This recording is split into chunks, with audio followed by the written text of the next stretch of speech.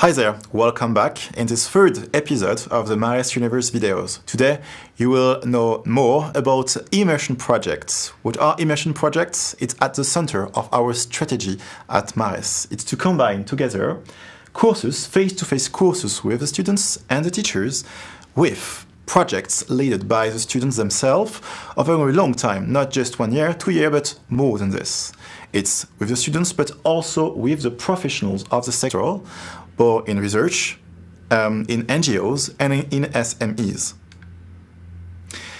How is it possible? It's because at MARRES, students have, class only 3 days per week. They have 1 to 2 days working on these projects during the normal day.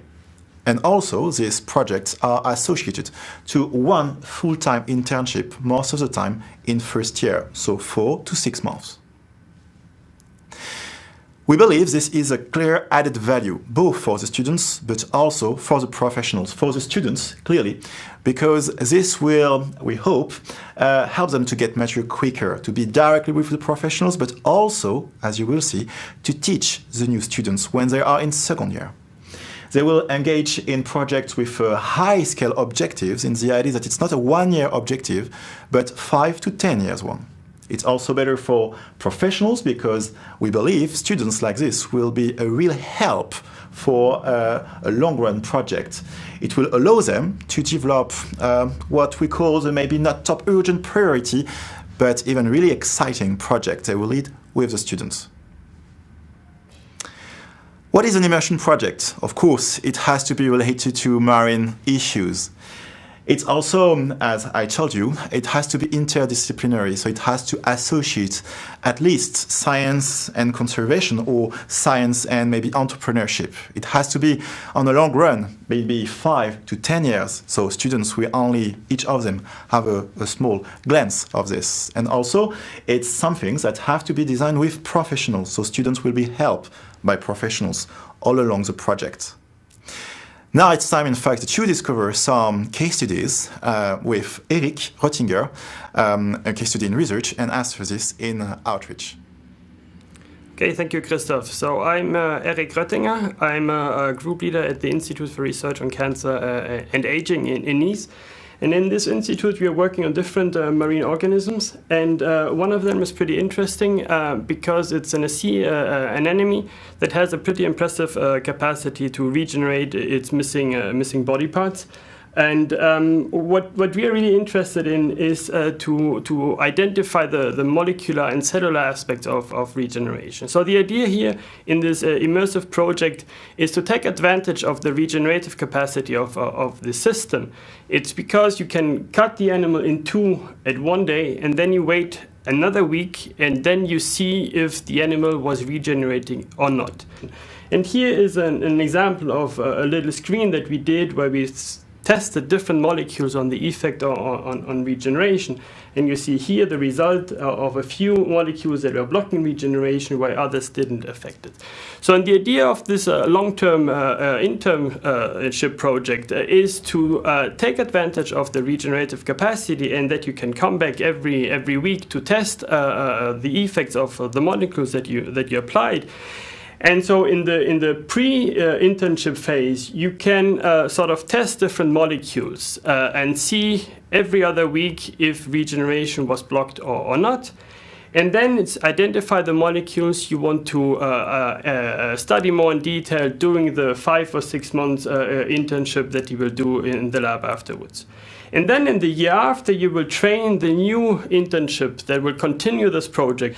So the other aspect of immersive project is not only doing hardcore research like you can do in a research lab, but an important aspect in science, in our day science, is also to outreach and talk to the larger audience to explain what we do, why we do the science we do, and in particular why studying marine organisms is interesting.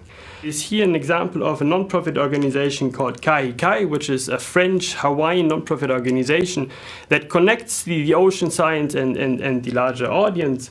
And the idea here is to go both ways. One way meaning that you do marine science and then try to explain that to the larger audience by developing innovative tools to reach out to the public. The other idea is to take information that the larger public gathered because they're diving, because they like environment, because they see a lot of pollution, and use that knowledge that is assembled by the public to bring it back to the science and then use this for scientific projects.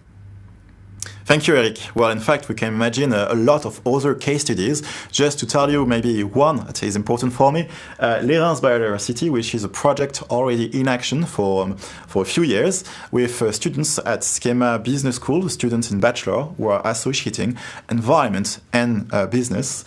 We are at Lérins in this fantastic island here just off Cannes, one of the most urbanized, maybe shorelines of the French Riviera. And from 2012, we are having a look to the variation of what we call indicator species. So let's say here you have, well, mollusk, urchins, and fish. And having a look to how this fish, mollusk, and urchins, they are moving with time, it's really important to know better if the ecosystem is in a good direction or not.